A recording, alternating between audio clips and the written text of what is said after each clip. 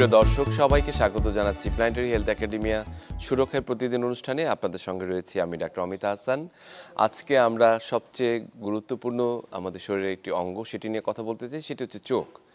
আমরা জানি যে যদি দৃষ্টি না থাকে তাহলে সমস্ত পৃথিবী আমাদের কাছে বিবর্ণময়। যে রূপ রস গন্ধ বর্ণ যে আমাদের ইন্দ্রিয়গুলো রয়েছে তার মধ্যে চোখ সবচেয়ে গুরুত্বপূর্ণ। চোখ দিয়ে দেখতে না পারলে কিন্তু আমরা আসলে জীবন অন্ধকারাচ্ছন্ন এবং আমরা জীবনের অনেক স্বাদ আমরা উপভোগ থেকে বিরত থাকতে হয়। কাজে এই ছোটবেলা থেকে চোখের গুরুত্বটি আমরা কিন্তু আমাদেরকে বুঝতে হবে এবং গুরুত্বের সাথে নিতে হবে। বিশেষ করে যারা একেবারেই শিশু, যারা স্কুলগামী শিশু রয়েছে, অনেক সময় দেখা যায় যে তাদের ক্লাসে দেখতে অসুবিধা হচ্ছে, কিন্তু আমরা অভিভাবকরা অথবা শিক্ষকরা সেটি অনেক সময় ধরতে পারি না। সেই সমস্যাটি যখন বাড়তে থাকে একটি পর্যায়ে সেটি স্থায়ী রূপ নেয় এবং তার দেখতে কাছের অথবা দূরের যে সমস্যাগুলো দেখতে অসুবিধা হয় সেটি তার জীবনকে দুর্বিষহ করে তোলে। পৃথিবীর সবচেয়ে সুন্দর জিনিসগুলো থেকে সে দেখতে বঞ্চিত হয়। এই জায়গাগুলো থেকে আসলে আমরা বেরিয়ে আসা দরকার এবং বর্তমানে এই আধুনিক সময়ে এই রোগগুলোর বিশেষ করে রেফ্রেক্টরি এরর বা চোখের যে প্রতিসরণজনিত যে সমস্যাগুলো রয়েছে সেটির কিন্তু যথাযথ চিকিৎসা রয়েছে এবং স্থায়ী চিকিৎসা রয়েছে। সে বিষয়গুলো আমাদের জানার প্রয়োজন। এই সবগুলো বিষয় নিয়ে আমরা কথা বলতে চাই এবং সবচেয়ে বেশি বড় কথা বলতে চাই সেটি হচ্ছে চশমা থেকে বাঁচার উপায়। আসলে কিভাবে চোখকে সতেজ রাখা যায়, সবুজ রাখা যায় এবং আমাদের চশমা থেকে আমরা অনেক সময় মুক্তি পেতে চাই। এটি একটি বার্ডেন হয়ে দাঁড়ায় আমাদের কাছে অনেক সময়, যে আসলে সেটি থেকে বাঁচার উপায় কি। এই সবগুলো বিষয় নিয়ে কথা বলবো। আজকে আমাদের সঙ্গে সেই আলোচনায় যুক্ত হচ্ছেন অধ্যাপক ডাক্তার সিদ্দিকুর রহমান, চক্ষু বিশেষজ্ঞ, ভিশন আই হসপিটাল এবং secretary general Bangladesh glaucoma society. Doctor Siddiqur Rahman, আপনাকে স্বাগত আমাদের অনুষ্ঠানে। আপনাকেও অনেক ধন্যবাদ এবং স্বাগতম। আমরা আসলে সত্যি করতে বলছি যে আমার মনে আছে একটি সিপিআর ট্রেনিংয়ে আমি যখন নিচ্ছিলাম তখন একজনকে জিজ্ঞেস করেছিলাম যে সবচেয়ে গুরুত্বপূর্ণ মানে অঙ্গটি কোনটি। তো আমি ভাবেছিলাম সে বলবে হার্ট, কিন্তু সে বলল যে চোখ। আমি বললাম কেন? বলে যে চোখ না দেখতে বলে সবই তো বৃথা। সেই চোখের পরিচর্যা আপনি করেন এবং আমরা যে বিষয়টি আজকে নির্ধারণ করছি চশমা থেকে আসলে বাঁচার উপায়, কিন্তু দেখছি যে আপনিও একটি চশমা পরে আছেন, সেটি থেকে বাঁচতে পারলেন না কেন সেটি শুনতে চাই প্রথমে। হ্যাঁ, তো এটা একদম খুব রাইট কোশ্চেন। আসলে কি ওই একই রকম দেখতে একটা বিষধর সাপ আর একটা বিষহীন সাপ এরকম যদি চিন্তা করি, তো জীবনের একটা অংশে কিছু হচ্ছে অনিবার্য সেটা হলো যেমন 40 হয়ে গেলে চালসে হয়। এই চালসের বয়স আসলে তখন কাছে পড়তে চশমা লাগে। এইটা আসলে স্বাভাবিক মানে বয়সের যে বার্ধক্যের যে বাস্তবতা, এটার অংশ। হ্যাঁ, এই পরিক্রমার জীবন পরিক্রমার অংশ হিসেবে 40 পার হলে পড়তে গেলে চশমা লাগে। এটা হলো সেই চশমা, এটা রোগের চশমা না। কিন্তু কারো যদি 6 বছর বয়সে চশমা লাগে, 9 বছর বয়সে চশমা লাগে বা 18 বছর বয়সে চশমা লাগে, তাহলে সেটা অবশ্যই একটা ওখান থেকে বাঁচার উপায়ের ব্যাপার আছে বা বাঁচার বিষয়টি রয়েছে। এখান থেকে এখনো বাঁচার তেমন ভালো কিছু আবিষ্কার হয়নি তাই বলিনি, কিন্তু এখনো খুব কমফোর্টেবল না, সেই জন্য বা টাইম টেস্টেড হয়নি, সেই জন্য এখনো আমরা ঝুঁকি নিচ্ছি না। এটা পরে বলবো। কিন্তু এখনো পর্যন্ত যাদের 40 পার হয়ে গেছে তাদের জন্য চশমাই হচ্ছে তাদের জন্য ভালো, মানে পড়ার জন্য। কিন্তু কারো দূরের জন্য যদি ডিস্টার্ব থাকে সেটা অবশ্যই মানে চিকিৎসার যোগ্য। আমরা একেবারেই শুরু থেকে শুরু করি। বিশেষ করে আমরা অনেক সময় জন্মের পরে শিশুদের চোখের যে দৃষ্টি সেটি নিয়ে কিন্তু একেবারেই কনসার্ন থাকি না। আমরা ভাবি যে সে ধীরে ধীরে ঠিক হবে, কিন্তু অনেক সময় তার জন্মগত কিছু চোখের সমস্যা নিয়ে, বিশেষ করে রেটিনাল কিছু ব্যাপার নিয়ে আসে। সেটির কি আসলে বের করার কোনো উপায় রয়েছে কিনা? অবশ্যই আছে। এই জন্য আসলে প্রথমে দরকার সচেতনতা। রোগ তো যেমন বাচ্চা, একদিনের বাচ্চা তো কিছু বলবে কেন, 10 বছরের বাচ্চাও নিজে থেকে কিছু বলবে না। তো আমরা যারা মানে বাচ্চার আশেপাশে থাকি, সে ধরেন সেই জন্মের মুহূর্ত থেকে যদি ধরি, আমার এখন তো জন্মার বাড়িতে হয় না, হাসপাতালে কম বেশি। তো সেই গাইনোকোলজিস্ট বা অবস্টেট্রিশিয়ান যিনি থাকবেন, সেই বাচ্চার মা, সেই চাচি বা আশেপাশে যারা আছে বা নার্স, ওখান থেকে কিন্তু কেয়ারিংটা শুরু হয়। একদম যদি বলি যে আমার নিজের অভিজ্ঞতা একটা আছে যে মফস্বল একটা শহরে, মানে একদম ছোট জেলা শহরের একজন গাইনোকোলজিস্ট, আমি খুবই ইমপ্রেসড হয়েছি। ওনার নামটা এই মুহূর্তে অনেকদিন আগের কথা, 10-12 বছর আগের কথা। উনি বাচ্চা জাস্ট ডেলিভারি হওয়ার 1 ঘন্টার মধ্যে আমার কাছে বাচ্চা পাঠিয়ে দিয়েছেন যে বাচ্চা চোখে কিছু একটা সমস্যা আছে, আপনি দেখেন। তারপর উনি ওই যে তাড়াহুড়ার ভিতরে বাচ্চা বের করছে, সেলাই করতেছে, এর মধ্যে বাচ্চার দিকে এক নজর তাকায়, ওনার নজরে পড়ছে যে বাচ্চা চোখে একটা প্রবলেম আছে। এবং এত সূক্ষ্ম প্রবলেম ওনার নজরে কীভাবে পড়লো এটা আমার কাছে এখন আশ্চর্য লাগে, যে তার চোখে জন্মগত গ্লোকোমা ছিল। কিন্তু সেই গ্লোকোমার ট্রিটমেন্টটা আমরা শুরু করছি আরও 6 মাস পরে গিয়ে, মানে তখনও ফুললি মানে এটা মানে রোগটা প্রকাশিত হয়নি কিছু লক্ষণ দেখা দিছে, আমরা একটা অবজারভেশন রাখছিলাম, করতে হয়েছে।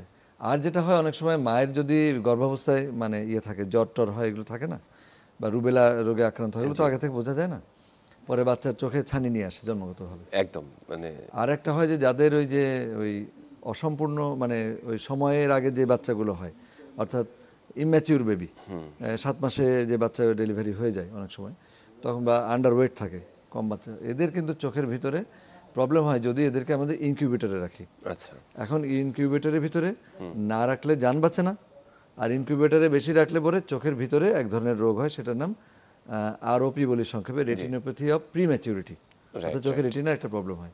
ওইটা আবার রোগটা ধরতে হবে উইদিন 30 ডেজের মধ্যে, রোগটা নির্ণয় করতে হবে। তার মানে ওই ইনকিউবেটরে যদি কোনো বাচ্চা ঢোকানো লাগে, ওখান থেকে একটু সার্ভাইভাল লেভেলে চলে আসলেই, ওই যেমন আমাদের ভীষণ আই হসপিটালে এটা টিম আছে আলাদা, ওই বাচ্চা নিয়ে তো মুভ করা যায় না, তারা গিয়ে ওরা ওই যন্ত্রপাতি নিয়ে যেয়ে দেখে আসে প্রবলেম আছে। আর যদি বাচ্চা একটু মুভ করার মতো হয়, ওরা নিয়ে আসলে আমরা এখানে আবার ওই আলাদা যন্ত্রপাতি ডিভাইস আছে যেগুলো দিয়ে চোখের ভিতরে দেখে থাকেন। এটি আসলে ভীষণ, এই সার্ভিলেন্সটি ভীষণভাবে জরুরি এবং জন্মের সূচনাতেই আসলে একেবারেই প্রযোজ্য। আমরা যদি আরেকটু বড় হওয়ার পর বাচ্চাকে চিন্তা করি, যে টডলার বা তার প্রি স্কুল গোয়িং অথবা স্কুল গোয়িং, এই সময় বাচ্চাদের অনেক সময় দেখা যাচ্ছে যে তারা আজকাল খুব ডিভাইস মানে ভিত্তিক জীবনযাপন, যে বাচ্চারা এই শুরুতে মোবাইল অথবা টিভি অথবা একটা আইপ্যাড বা ল্যাপটপ অথবা ট্যাবলেটের সাথে যুক্ত হয়ে যায়। এই জায়গাটি তাদের ভিশনটাকে বা জায়গাটাকে কতখানি ক্ষতিগ্রস্ত করে থাকে সাধারণত? আসলে এইরকম না, ব্যাপারটার মধ্যে একটু মিসকনসেপশনও আছে, কিন্তু ওই যে মানে মানে পাবলিক কনসেপ্ট একটা কথা আছে না, তো আমরা সবসময় কি মন জুগিয়ে কথা বলি, মানে বাচ্চার মায়েরা যা শুনতে চায়, বাচ্চার মায়েরা এসে বলে যে স্যার একটু বলে দিন ও যেন মোবাইল না চালায়, মোবাইল চালায় তো চোখ নষ্ট হয়ে যাচ্ছে, মানে আগেই আমাদের ডিসাইড করা থাকে যে মোবাইল চালালে চোখ নষ্ট হয়। আমি এইভাবে বলি না, এটা নিয়ে অবশ্য অনেকেরই দ্বিমত থাকে, যে আপনি যেটা বলছেন, আসলে আমাদের সোসাইটি সাইকোলজি এগুলো তো ইভলভিং, অলওয়েজ চেঞ্জিং। তো আমরা আগের একটা কনসেপ্ট মাথায় নিয়ে রাখলে আমার বাচ্চা তো ক্রিপল হয়ে যাবে। তা এখন ডিভাইস ব্যবহার করতেই হবে। আসলে আজকে ডিভাইসটা ব্যবহার না করলে আমার প্রোগ্রামটাও আরেকজন দেখতে পারবে না, আমি ডিভাইস থেকে না করি কীভাবে? তা আলটিমেটলি হবে কি, আমাদেরকে ডিভাইস মধ্যে থাকতে, কীভাবে ব্যবহার করলে ক্ষতি হবে না, ওই জায়গাটা আসতে, আসলে সবার কিন্তু ক্ষতি হয় না, সবার মানে ওই যে কাছে পড়লেই পাওয়ার বেড়ে যায় এরকম না, কারো কারো ভিতরে জেনেটিক প্রিডিসপোজিং ফ্যাক্টর থাকে, যাদের নিয়ার ওয়ার্কগুলো করলে চোখে মাইনাস পাওয়ারের এটা বেড়ে যায়, কারো কারো থাকে।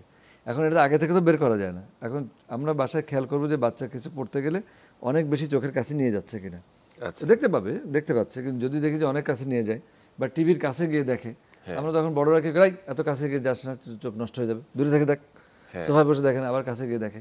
তো আমরা সবসময় শাসন করার চেষ্টা করি, বোঝার চেষ্টা করি না, আমরা বোঝার চেষ্টা করি বাচ্চার প্রবণতাটা ও কেন কাছে যাচ্ছে, then we have to go to a doctor. মানে বাচ্চা প্রবলেম বলুক আর না বলুক, আপনার কাছে প্রবলেম মনে হোক না হোক, আমি বলবো যে ওই যে একটা জুতার কোম্পানি অ্যাডভার্টাইজ দিত যে first to Bata then to school, তো ওইরকম আমি মনে করি যে স্কুলে যাওয়ার মতো বয়স হলে, যে বাচ্চারা বুঝতে পারে, অক্ষর পড়তে পারে, দু একটা জিনিস আইডেন্টিফাই করতে পারে, দেন যদি আপনার কাছে কোনো প্রবলেম নাও মনে হয়, তাও প্যারেন্টিং এর পার্ট হিসেবে you take your baby to a doctor, any eye doctor, যে স্যার আপনি দেখে দেন, যে ম্যাডাম দেখে দেন ওর চোখে, বাচ্চার চোখে কোনো অসুবিধা আছে কিনা। আর এখন আমাদের কিন্তু চোখের পেডিয়াট্রিক অপথলমোলজিস্ট আলাদা মানে আমাদের তৈরি হয়েছে, এটা আরও মানে সুখের খবর। শুধু তাই না, যাদের এরকম বাচ্চাদের আবার যদি চশমা লাগে, মাইনাস পাওয়ার লাগে, এই বাচ্চাদেরকে নার্সিং করা, তাদেরকে একদম রিহ্যাবিলিটেশনের মধ্যে নিয়ে আসা, তাদের বিহেভিয়ারাল প্যাটার্নটা, তাদের সাইকোলজিক্যালি তাদেরকে ইয়ে করার জন্য মায়োপিয়া ক্লিনিক, এই কনসেপ্টটা খুবই নতুন কনসেপ্ট। এটা আমাদের এই সাবকন্টিনেন্টের ভিতরে ইন্ডিয়াতে একটা বা দুইটা সেন্টারে আছে, এখনও ফুল ফাংশনিং এরকম বলবো না, কাছাকাছি জাস্ট স্টার্টেড 2-1 বছরের ভিতরে। আর সিঙ্গাপুরে আছে। তো যেহেতু আমাদের যে সিঙ্গাপুর এবং এই পাশ থেকে যে মঙ্গলয়েড যারা, মানে এই যে চাইনিজ ভ্যারাইটি যারা আমাদের মানুষরা আছে, এদের মায়োপিয়ার হার বেশি, এই জন্য ওরা ওগুলোকে আগে ডেভেলপ করছে। সেই মায়োপিয়া ক্লিনিক কনসেপ্ট আমরা নিয়ে আসছি এবং ভীষণ আই হসপিটালের একটা ফ্লোর টোটালটাই মায়োপিয়া ক্লিনিক করে দিচ্ছি, এবং মায়োপিয়াতে ট্রেনিং দিয়ে একজন ডক্টরকে আমরা ট্রেনিং দিয়ে নিয়ে আসছি সিঙ্গাপুর থেকে।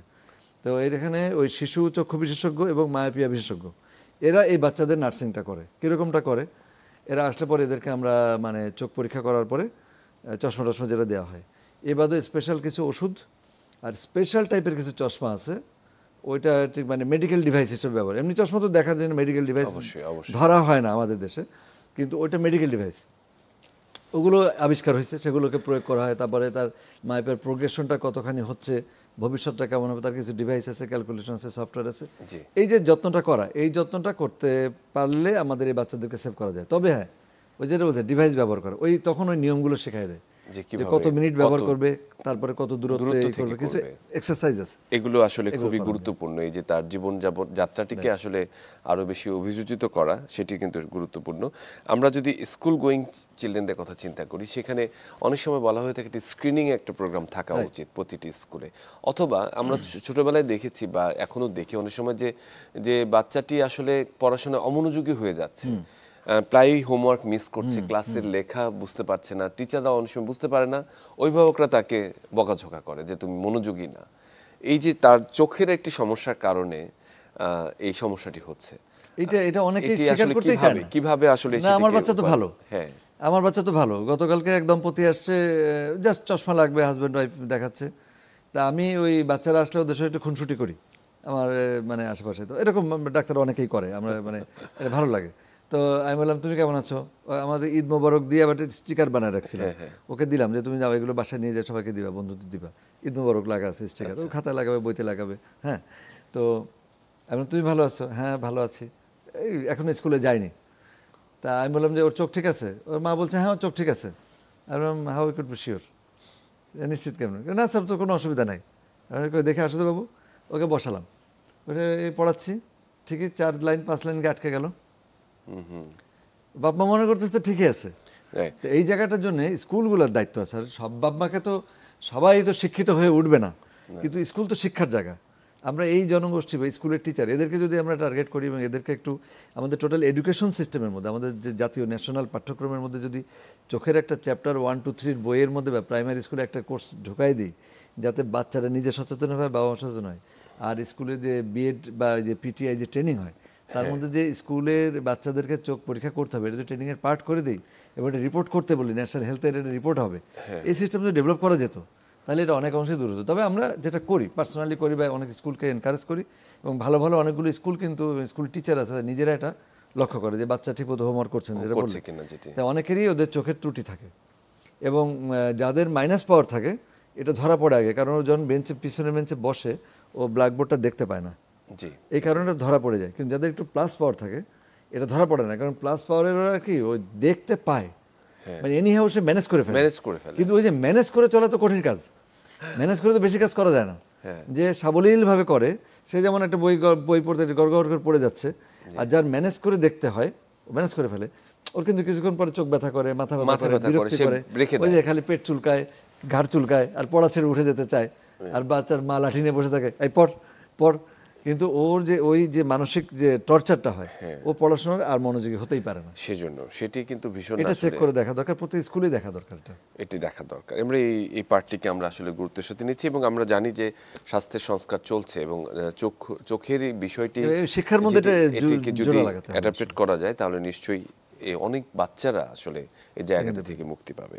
আমরা আসলে আরেকটি বিষয় নিয়ে কথা বলতে চাই, যে সেটি হচ্ছে স্কুলে যখন আপনাদের কাছে বাচ্চারা যায়, আপনারা চোখের মধ্যে একটি ভারী একটি চশমা তাকে অনেক সময় দিয়ে দেন, এবং এই চশমার এই ভার তার জীবনের ভারের সাথে আরো বেশি ভারবাহী বোঝার মতো পরিণত হয়, এবং এটিকে ম্যানেজ করা। এবং আরেকটি বিষয় হচ্ছে তারা অনেক সময় বুলিং এরও শিকার হয় স্কুল, মানে বিভিন্ন জায়গাগুলোতে, যে অনেক বাচ্চা মাঝে তার একটা মোটা চশমা খুললেই সে দেখতে পায় না, নানান ধরনের কথা শিকার। এই জায়গাটি থেকে আসলে কিভাবে প্রেক্ষাপটটি বিবেচনা করেন? হ্যাঁ, এটা হলো প্রথম দুটো ইস্যু। এটা সোশ্যাল যে কনসাসনেস বাড়ানো, ওই যেটা বলে এডুকেশন সিস্টেমের মধ্যে নিয়ে আসা, যে কোনো প্রতিবন্ধীকে যাতে বুলিং না করে অন্য বাচ্চারা, তাদেরকে মানবিক করে গড়ে তোলা, এটা আমাদের টিচারদের কাজ। এটা হেলথ কিছু করতে পারবে না, মানে হেলথ সেক্টরের কাজ, বা হেলথ সেক্টর করে ওই যে পৌঁছাতে পারবে না। আর হেলথের দিক থেকে যদি আমরা বলি, বা ক্লিনিশিয়ানের দিক থেকে যদি বলি, হ্যাঁ, এই বাচ্চাটাকে আমরা প্রথমে ওই যে বললাম যে মাইপিয়া ক্লিনিকের মতো এনভায়রনমেন্ট, যেখানে মাইপিয়া ক্লিনিক নেই, কমপক্ষে একজন চোখের ডাক্তার বা শিশু চক্ষু বিশেষজ্ঞ, তারা আমরা যেটা করি যে বাচ্চাকে তার নিয়মিত পরীক্ষা করে 3 মাস বা 6 মাস গ্যাপে গ্যাপে, কারণ ওর বয়সের বৃদ্ধির সঙ্গে সঙ্গে এই পাওয়ারও বৃদ্ধি ঘটে। তো যদি আমরা টাইম টু টাইম ওটাকে কাভার করতে না পারি এবং ব্যাকআপ না দেই, তাহলে ওর দৃষ্টিটা পার্মানেন্টলি কমে যাবে। অনেক সময় যে একটা চোখে ভালো দেখে বাচ্চা, আরেকটা চোখে দুর্বল, বুঝতে পারে না, কেউই বুঝতে পারে না, কারণ ও তো সব ফাংশন করে, যার ফলে একটা চোখ দুর্বল হয়ে যায়, এটাকে বলে অলস চোখ। পরে যখন 14-15 বছর 16 বছর হয়, যখন ব্যক্তিত্ব গড়ে ওঠে, নিজেকে নিয়ে ভাবে, নিজেকে নিয়ে চিন্তা করে, তখন কোনো একদিন ধরা পড়ে যে এক চোখে সে কম দেখতেছে।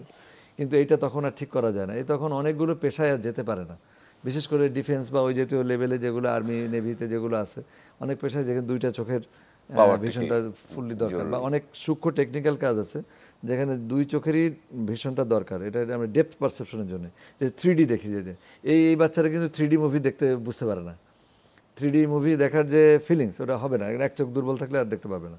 তো যাই হোক, এদের জন্য আমরা বলবো যে সব যাদের একবার চশমা লাগবে তারা যেন 3 মাস 6 মাস পরে পরে বাবা মা মানে টেক কেয়ার করে এবং ডাক্তারের কাছে নিয়ে যায়। গেলে আমরা একে পাওয়ার দিব এবং তাকে ভীষণটাকে ঠিক রাখবো। এই সময় আমাদের অরিড হওয়ার কোনো দরকার নাই যে কত পাওয়ার লাগলো, মানে আমরা চশমাতে -3, -4, -5 যাই লাগুক, সে 6/6 বা 6/9 দেখে কিনা ওইটা হলো কথা। এইটার সঙ্গে মানে ওই যে মানে কিছু বিহেভিয়ারাল প্যাটার্ন, আসলে এখানে খাবার দাবারের তেমন ভূমিকা নেই। সবাই কি করে, এই বাচ্চাদেরকে নিয়ে কচু ঘেঁচু আর ওই যে চিংড়ি আর ওই যে মলা ঢেলা খাওয়াইতে থাকে আর ঠাসতে থাকে, জীবনটা অতিষ্ঠ করে ফেলে। ওটা আসলে ভিটামিন এ এর অভাবজনিত রোগের জন্য ওটা বলা হয়েছিল। তো সবাই ভিটামিন এর অভাব, তো ভিটামিন এ ক্যাপসুল খায়।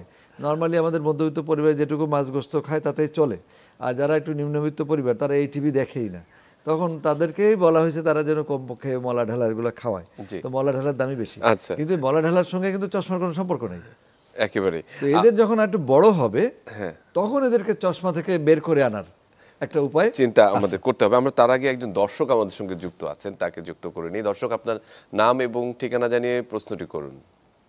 আসসালামু আলাইকুম। ওয়ালাইকুম সালাম। আমি শারমিন, ধানমন্ডি থেকে। জি বলুন। আমার ছেলের বয়স 18 বছর। জি। ও এমনিতে চশমা পরে, কিন্তু ওর কয়েকদিন আগে পক্স হয়েছিল। পক্স হওয়ার পরে থেকে ও বলছে যে ও চোখে ঝাপসা দেখছে। তারপরে ডক্টরের কাছে নিয়ে গেলাম। এখনো বলছে যে ও একটা লেখার উপরে ঝাপসা আরেকটা লেখা দেখছে। এটা প্রায় 15-20 দিন হয়ে গেছে, কিন্তু ওই ঝাপসা ভাবটাও যাচ্ছে না। এটা কি পক্সের কারণে হতে পারে নাকি অন্য কোনো সমস্যার জন্য? এটা একটু জানতে চাচ্ছি স্যার। রাইট, মাইনাস পাওয়ারটা কত মাইনাস পাওয়ার? ও মাইনাস পাওয়ার, মানে কত পাওয়ারটি ব্যবহার পাওয়ার করছে কি আপনি জানা আছে? -3, 4? ওটা আমি ঠিক আচ্ছা, ওকে, অসুবিধা নেই। একটু মোটা চশমা পরে, এই তো। হ্যাঁ, পক্সের কারণে আসলে অনেক কিছুই ঘটতে পারে। যদি চোখের কর্নিয়ার উপরে কোনো প্রবলেম হয়, মানে ইনফেকশন হয়, পক্সের ভাইরাস তো ওটা অনেক সময় চোখের কর্নিয়া বা সামনে সারফেসেই যদি কোনো এক পাশে পক্সের কিছু উঠে, সেটার কারণে কিছুদিনের জন্য এটা হতে পারে। আর যদি সামনে থেকে দেখেন সব পরিষ্কার আছে, চোখের সামনের অংশে কিছু নেই, তাহলে তার রেটিনাতেও প্রবলেম হতে পারে পক্সের কারণে। চোখের ভিতরে রেটিনা যদি ভেরি রেয়ার বাট পসিবিলিটিস আছে, যদি হয় তার জন্য তার ব্লারিং হবে। তো এখন এইটা হলো একটা পসিবিলিটিস। আর এমন হতে পারে যে না, পক্সের জন্য তার কিছুই হয়নি, এটা নর্মালি তার চশমাটাই আসলে কারেকশন দরকার একটা। এই সময়টায় এসে হয়তো ওই চোখে প্রবলেম হচ্ছে, দেখাতে আসছেন, সে ধরা পড়ছে। এখন আসলে না দেখে বাকিটাতে ডিপলি, যেহেতু চোখের ডাক্তার দেখিয়েছেন, একজন চোখের ডাক্তার আপনি যেহেতু ধানমন্ডিতে থাকেন, একজনকে দেখান, দেখানোর পরে এই পক্সের এই পর্বটাকে শেষ হোক, মানে এই ট্রিটমেন্ট পর্বটা হওয়ার পরে যখন পরিপূর্ণ পক্সটা থেকে ভালো হয়ে যাবেন, তখন আপনি আমাদের কাউকে একজনকে দেখান। আমরা একটা কম্বাইন্ড অ্যাপ্রোচে যেতে হবে, তাকে কর্নিয়া স্পেশালিস্ট, রেটিনা স্পেশালিস্ট দুটোই আমরা দেখে নিই। দেখার পরে তো বাকি আমরা সমাধান হবে ইনশাআল্লাহ। আমরা আসলে এটি নিয়ে কথা বলবো, স্থায়ী সমাধান নেই, তবে তার আগে একটা ছোট্ট বিরতি যেতে চাই। সুপ্রিয় দর্শক, আজকে কথা বলছিলাম যে চশমা থেকে বাঁচার উপায় কি। সঙ্গেই থাকুন, ফিরে আসছি একটু পর।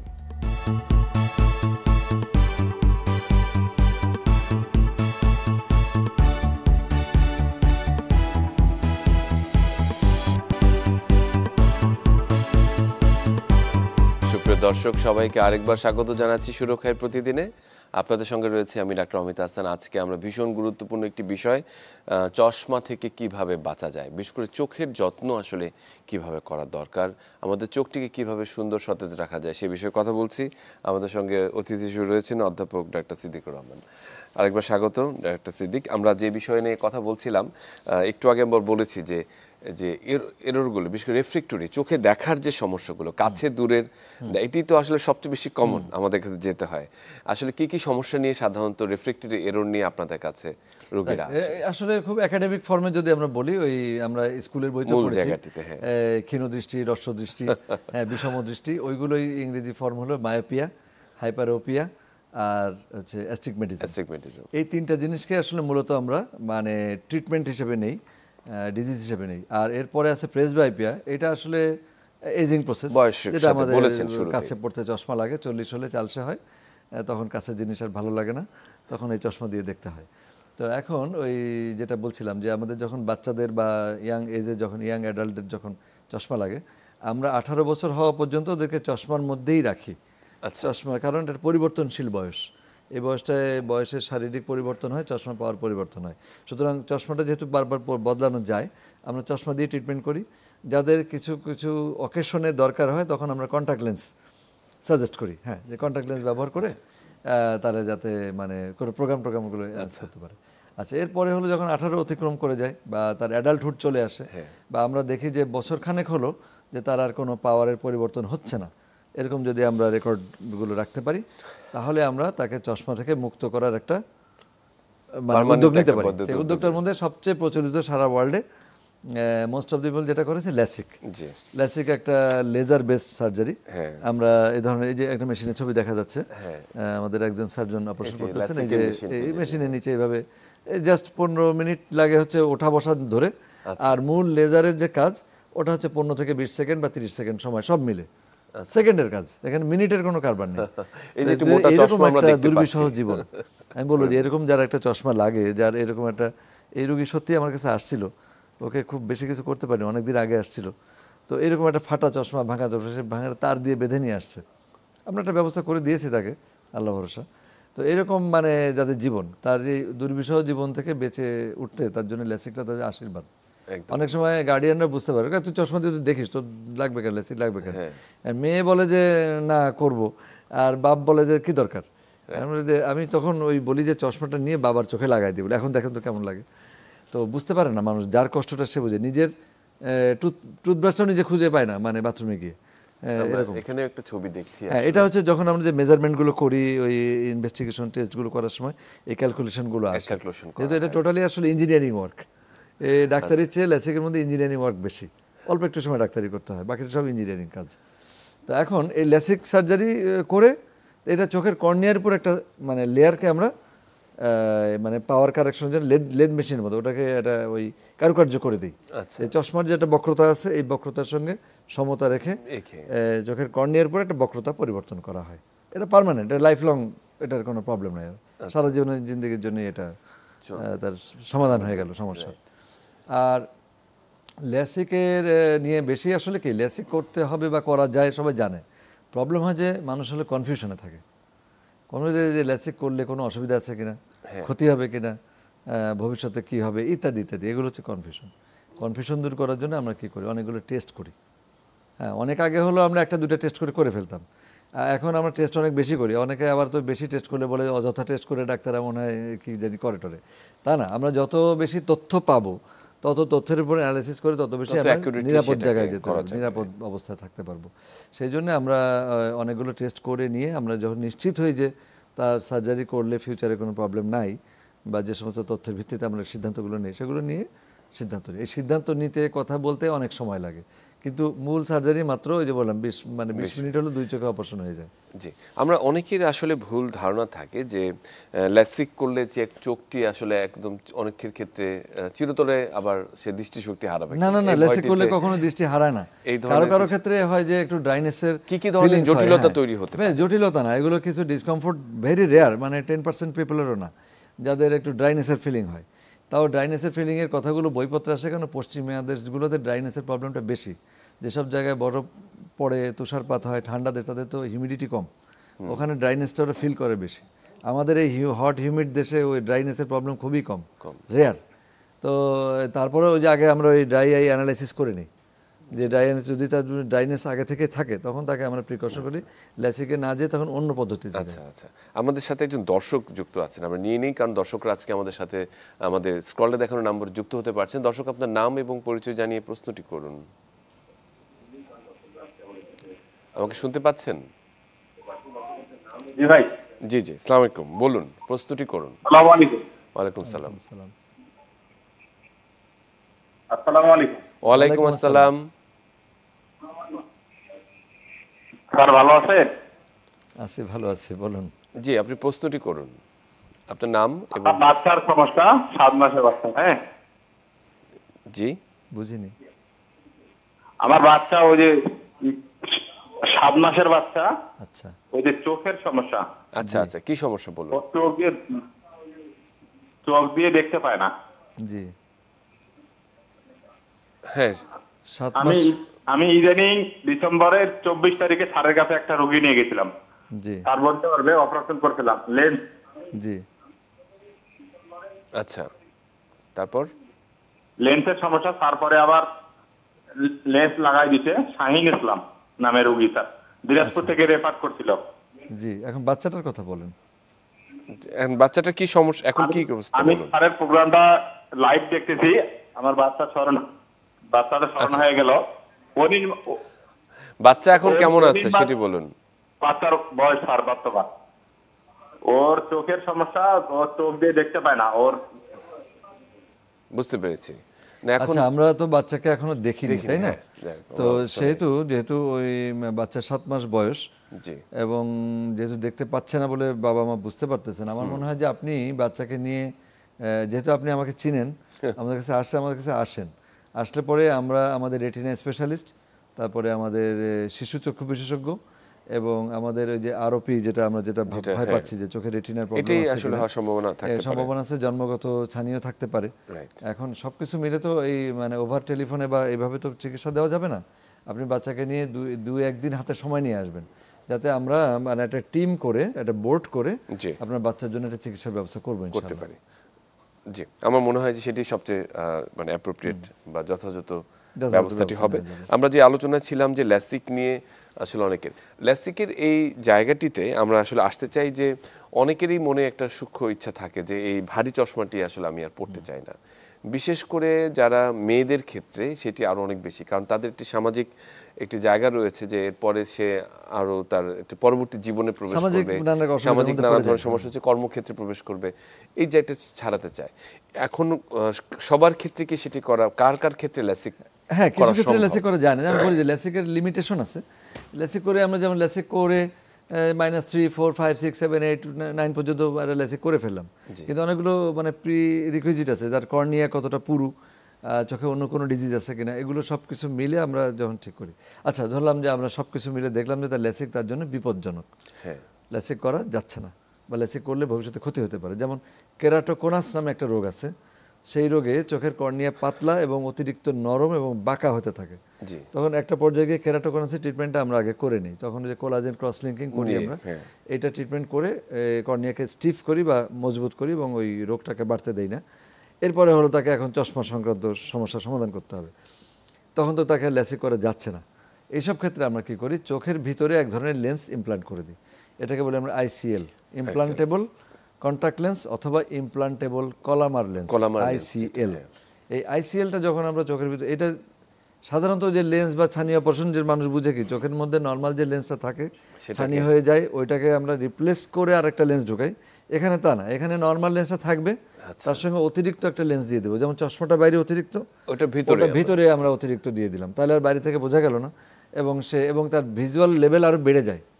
নর্মালি চশমা দিয়ে যদি একটা লেভেল পর্যন্ত দেখে যে সবটা তো দেখতে পেলো না, ধরেন 6/6 ভিশন হলো না, 6/18 হলো, কিন্তু তাকে ICL দিয়ে দিলে তখন 6/9, আর একটু 2 লাইন আর ইমপ্রুভ করে যায়। তো এই আমরা এইটা করি। এটা আমাদের দেশে একটু মানে প্রাউড হওয়ার জন্য না, আমি আমার জাতিকে প্রাউড করতে চাই যে এইটা বাংলাদেশে প্রথম আমি শুরু করি এই সার্জারিটা 2017-তে। তো ওই ঠেলায় পড়লে বাঘে ধান খায়, তো তখন ওরকম এক রুগী ঠেলা দিছিল আমাকে, একটা খোঁচা মারা কথা বলছিল যে ইন্ডিয়ায় পরে আপনারা পারেন না কেন, আমি পারে দেখাবো। আমি কঠিন, আমাদের দেশে কোনো কিছু শুরু করাটা কঠিন। আমরা এখানে বলি বা যে কোনো প্রবলেম নিয়ে আমরা ডাক্তারের কাছে আসি, প্রবলেম সলভ হলে ডাক্তারকে দায়ী করি, কিন্তু এর পিছনে কিন্তু অনেক কিছু জড়িত, যে কোনো কিছু স্টার্ট করা বাংলাদেশে খুব কঠিন। মানে এই দুঃখের কথা এখন না বলি। তো এখন যাই হোক, ওটা স্টার্ট করতে যা কষ্ট হয়েছে, কিন্তু আমরা এই ICL এর মাধ্যমে এখন বাংলাদেশে, আমি এরপরে ICL আরও 3-4 সার্জনকে আমি শিখাইছি এবং আমি সার্জনকে শিখাই, এটা আমার মজা লাগে। তাহলে পরে এখন বাংলাদেশে অন্তত 5-6 জন সার্জন আছে যারা ICL সার্জারি করেন এবং মনে হয় যে 2-3 হাজার রোগীর অপারেশন হয়ে গেছে এর ভিতরে। আচ্ছা, মানে আমরা খুব ভালো কন্ডিশনে আছি বাংলাদেশে এটা নিয়ে। আচ্ছা, ICL করতে গিয়ে যেটা আমাদের শর্ত লাগে কি, চোখের কর্নিয়া এবং লেন্স এর মাঝখানে জায়গাটা যথেষ্ট থাকা লাগবে। এটাই আসলে একটা গুরুত্বপূর্ণ যদি যথেষ্ট জায়গা না থাকে জোর করে ঢুকাই তাহলে এটা ক্ষতি করবে। আমাদের সাথে আরেকজন দর্শক যুক্ত আছেন আজকে, আমরা তার প্রশ্নটি নেই। দর্শক, আপনার নাম এবং পরিচয় জানিয়ে প্রশ্নটি করুন সংক্ষেপে। আসসালামু আলাইকুম। ওয়ালাইকুম সালাম। জি স্যার, এটা আজমান হোসেন নাটক থেকে বলতেছিলাম। বলুন। বয়স 8 বছর। জি বলুন। জি স্যার, উনার চোখে অ্যালার্জির কথা বলছিল। আব্দুল্লাহ মামুন স্যারকে সিরাজগঞ্জে দেখাচ্ছিলাম, উনি অ্যালার্জির কথা বলছিল, তো চোখ লাল টকটকে হয়ে যায়। জি জি। ওনার জন্য ওনাকে দেওয়া হয়েছিল আপনি ডেক্সামক, লটিনল পি আর লোপাডিন ম্যাক, এই 3টা দেওয়া হয়েছিল। জি। যে এই 3টা যখন ব্যবহার করি তখন কমে যায়, অনেকটা কমে, মানে একদম ফ্রেশ দেখা যায়। আবার যখন 1 সপ্তাহ ব্যবহার না করি তখন আবার বেড়ে যায়। আমি বুঝতে পেরেছি। দর্শক, আপনার প্রশ্নটি বুঝতে পেরেছি। দর্শক, আচ্ছা, এটা নিয়ে ভালো একটা প্রসঙ্গ এসেছে, আমি বলি। আসলে বাচ্চাদের এই যে অ্যালার্জি রোগ, এর মধ্যে একটা মানে গুরুত্বপূর্ণ হচ্ছে ভার্নাল কেরাটোকনজাংটিভাইটিস। প্রেসক্রিপশনে লেখা হয় সংক্ষেপে VKC আমরা লিখে দিই। এই ভার্নাল কেরাটোকনজাংটিভাইটিস যাদের থাকে, মানে কনজাংটিভাইটিস যাদের হয়, এটা বাচ্চাদের এটা 10, 12, 15 বছর, 20 বছর পর্যন্ত থাকে। আচ্ছা। মানে এই রোগ বহন করা লাগে। আর এই রোগটার এতই মানে বাজে নেচারের, মানে ওটা এনভায়রনমেন্টাল ফ্যাক্টর। তো কেউ তার নাটোর থেকে উনি সিলেট যেয়ে বসবাস করতে পারবে না। না, অবশ্যই কোনো বাচ্চা সাতক্ষীরায় থাকে, তার ওইখানে অ্যালার্জি হচ্ছে, তাকে তো আর রাজশাহী নিয়ে থাকা রাখার বুদ্ধি নেই। ফলে ওইটার মধ্যে তাকে যুদ্ধ করতে হয়, শরীরে যুদ্ধ চলতে থাকে। ওই যে স্টেরয়েড জাতীয় ওষুধ যেটা ওই দেওয়া হয়েছে, জেলোটিপ্রেড এবং এগুলো দিলে পরে কমে যায়, আবার এটা বন্ধ করলে আবার বেড়ে যায়। তো এখন পরিবেশগত ফ্যাক্টরগুলো কমাতে হবে। ধুলাবালি, পানি বা খাবার, তার কোনটা থেকে হচ্ছে এটা বের করতে হবে। এটা নিজেরা অবজার্ভ করে করে বের করতে হবে এবং কন্টিনিউয়াস ডাক্তারের টাচে থাকতে হবে। কারণ স্টেরয়েড দিলে কমে যাবে অ্যালার্জি, কিন্তু স্টেরয়েডের কারণে চোখের প্রেশার বেড়ে যাবে। জি। তো 5% মানুষের বাড়ে, সবার বাড়ে না, কিন্তু কার বাড়বে আমরা জানি না। তো এখন রুগীরা হতাশ হয়ে যায়, বারবার ডাক্তারের দিল একই ওষুধই দেয়, ঘুরে ফিরে ওইটাই দেয়, আবার দেয়, আবার দেয়, আবার বন্ধ করে, আবার দেয়, তারপর হতাশ হয়ে দোকানে যায়, ওষুধ কিনে নিজে নিজে দেয়। বেশ ভালো। তাতে করে পরবর্তীতে হয়ে যায় ওই চোখ টোটালি ব্লাইন্ড হয়ে বাচ্চাটা আসে, লাইফ লং ব্লাইন্ড। একদম। এই কারণে আব্দুল্লাহ আল মামুন স্যার দেখতেছে, উনি খুব ভালো শিশু চক্ষুরোগ বিশেষজ্ঞ, ওনাকেই দেখাবেন। উনি খুবই ভালো শিশু সেই অনুযায়ী যেভাবে বলেছেন, যাকে উনি দেখাচ্ছেন, উনি শিশু চক্ষুরোগ বিশেষজ্ঞ, ওই অনুযায়ী ওনাকে প্রেসক্রিপশন ওনাকেই ফলো করবেন। উনি ওই কিছুদিন পরে পরে উনি চোখের প্রেশার, বাচ্চার চোখের প্রেশারও দেখবেন উনি।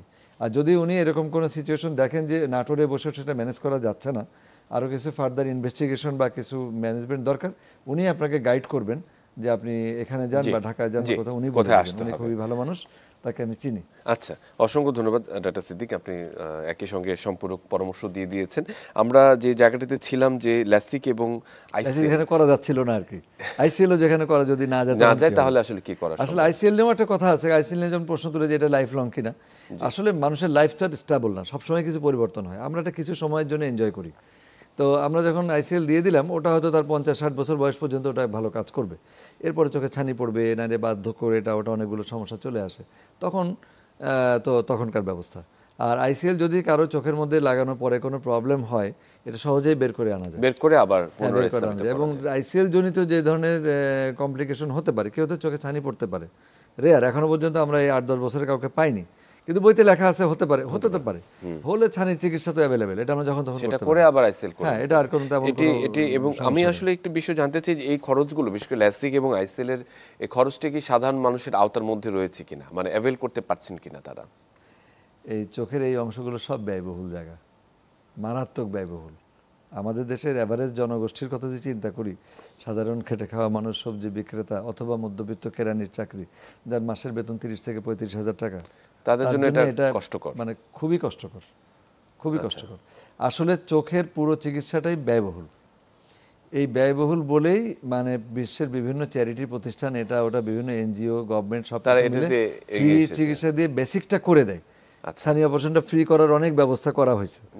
এই জন্য অনেকের ধারণা চোখটা সস্তাই হওয়া উচিত, আসলে সস্তা না, এটা খুবই ব্যয়বহুল।